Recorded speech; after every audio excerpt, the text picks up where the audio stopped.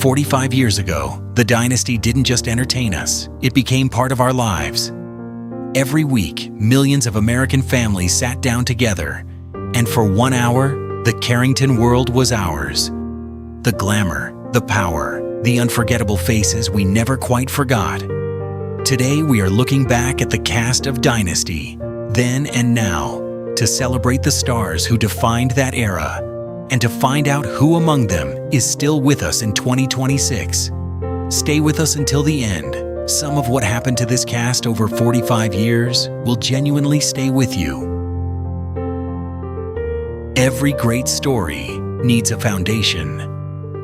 And in the world of Dynasty, that foundation was Blake Carrington. John Forsythe played him with the kind of quiet authority that made everything around him feel real.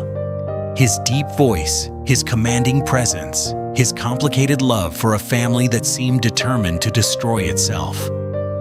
Blake was the emotional core that held the entire series together, season after season. Born in 1918, John Forsythe had already built a long career in film and television before the Dynasty came along. Many fans remembered him from Bachelor Father, or as the mysterious voice of Charlie in Charlie's Angels. But it was Blake Carrington that became his legacy, the patriarch an entire generation of American viewers measured all other television fathers against.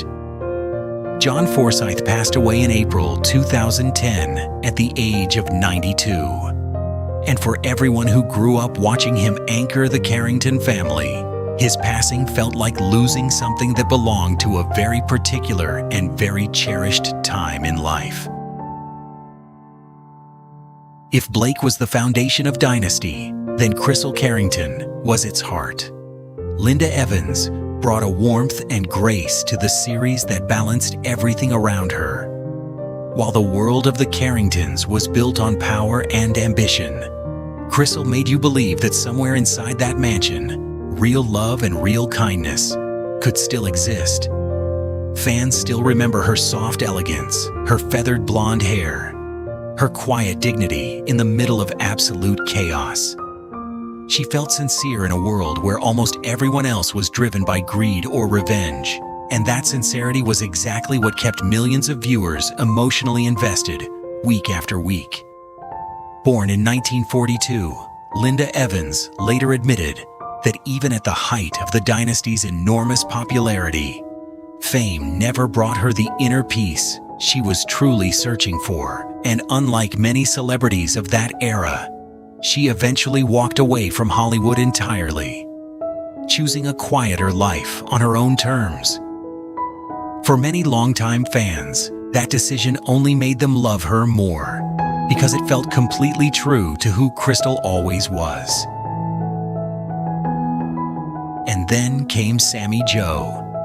When Heather Locklear arrived in the early 1980s, she brought a completely different energy into the Carrington mansion. Younger, wilder, and utterly unpredictable. Where Crystal was graceful and Alexis was calculated, Sammy Jo was raw electricity. And Heather Locklear played that with a natural charisma that made her one of the most talked about actresses on American television almost immediately. Born in Los Angeles in 1961, Heather Locklear became one of the defining faces of the entire decade, not only through Dynasty but later through Melrose Place, building a career that made her a genuine icon of 1980s television glamour. For many fans, she represented the youthful energy of that era at its most alive. And seeing her name today still brings back a very specific feeling. The feeling of a decade that moved fast, looked beautiful, and somehow still managed to feel like it would last forever. Before we go further, which Dynasty character do you remember most from those years? Drop your answer in the comments. We genuinely love reading your memories down there.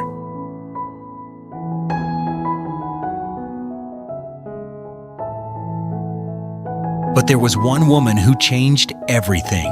The moment Joan Collins walked onto the set of Dynasty as Alexis Carrington, the entire show transformed. She didn't simply appear in scenes. She arrived with shoulder pads that filled a doorway, jewelry that caught every light in the room, and a stare that could silence an argument before a single word was spoken. There was something the television world had genuinely never seen before. Even when Alexis was cruel, manipulative, or openly ruthless, audiences could not look away. And that magnetic, dangerous energy turned Dynasty from a successful primetime drama into a worldwide cultural phenomenon. The legendary battles between Alexis and Crystal became some of the most iconic moments in television history. Screaming arguments, dramatic slaps, confrontations that ended in fountains and mud pits. At the time, primetime America had seen nothing like it. But what many viewers never fully realized was how difficult Joan Collins' journey had been before Dynasty found her. Born in London in 1933, Joan grew up during World War II. When she arrived in Hollywood, the industry focused more on her beauty than her talent. And as the years passed, she faced the quiet reality that so many actresses of her generation feared: being slowly forgotten by an industry obsessed with youth. By the late 1970s, Hollywood had largely moved on from her, but Joan Collins refused to disappear. At 48 years old, when most doors were already closing, she stepped into the role of Alexis Carrington and became one of the most recognizable women on television anywhere in the world. That reinvention didn't just save her career, it turned her into a permanent symbol of power, survival, and glamour that an entire generation still carries with them. Now in her 90s, Joan Collins remains elegant, active, and deeply connected to the legacy she built during those years. And for many of us who watched her every week back then, seeing her face today still feels like opening a door back to something we loved and never quite let go.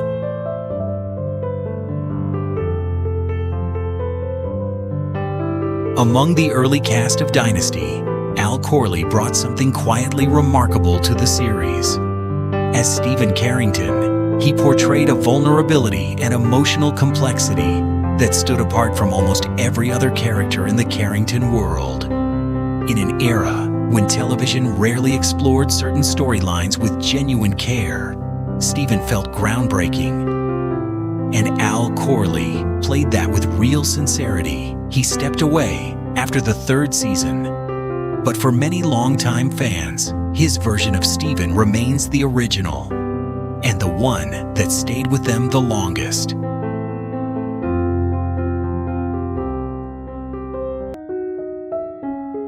Before anyone else stepped into the role, there was Pamela Sue Martin, the original Fallon Carrington. Sharp, witty, glamorous, and delightfully unpredictable, her Fallon gave Dynasty much of its spark during the early seasons.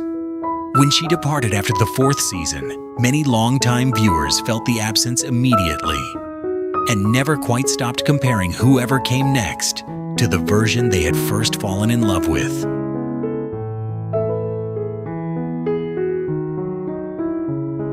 In a show built on manipulation and ambition, Jeff Colby stood out simply by being someone you could genuinely root for. John James brought a warmth and quiet likability to the role that made audiences care about his journey across multiple seasons. His complicated relationship with Fallon, through all its reunions and heartbreaks, became one of the longer emotional threads running through the heart of the series. For many fans, Jeff Colby was the steady comfort in a world of constant chaos. Among the many villains Dynasty produced over its long run, Adam Carrington was something different. Gordon Thompson played him with a cold, theatrical menace that made him genuinely unsettling, manipulative, ruthless, and capable of cruelty toward his own family. And yet, beneath the villain's energy, there was always a visible loneliness that made Adam far more complex than a typical soap opera antagonist. For deep fans of the series, Gordon Thompson's performance remains one of the most underappreciated in the entire cast. Which cast member stands out most in your memory after all these years? Tell us in the comments. Your answer might surprise you. When Diane Carroll joined Dynasty in the mid-1980s, she brought something the series had never truly seen before: a different kind of power. Glamorous, intelligent, and completely fearless, Dominique commanded every scene without ever raising her voice. And Diane Carroll carried that role with a sophistication that reflected a lifetime of breaking barriers, long before she ever arrived on the Carrington set. Born in 1935 in the Bronx, Diane had already become one of the first Black actresses in America to break beyond the limiting stereotypes Hollywood had imposed for decades. By the time she joined the Dynasty, she was already a legend. Her scenes with Joan Collins became some of the most memorable moments of the show's later seasons. Two icons sharing a screen, both refusing to be anything less than extraordinary. Diane Carroll passed away in 2019 at the age of 84. Today, she is remembered not only as a Dynasty star, but as a groundbreaking figure who helped reshape what American television could become.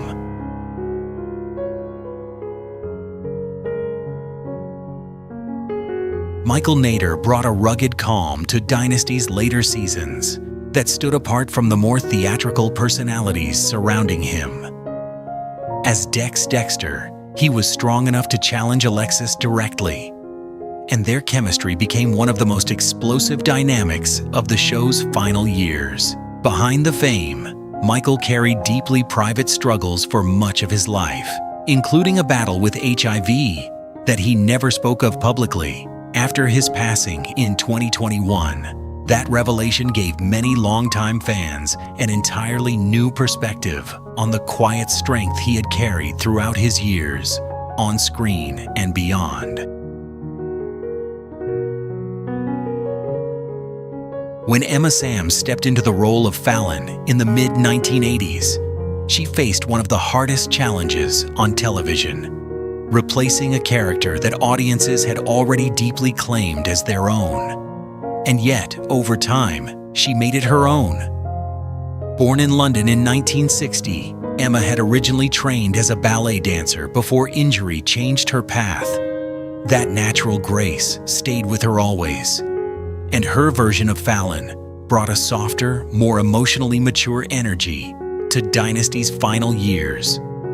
For many viewers, Emma Samms became the gentle last face of a show slowly saying goodbye to the decade that had made it great.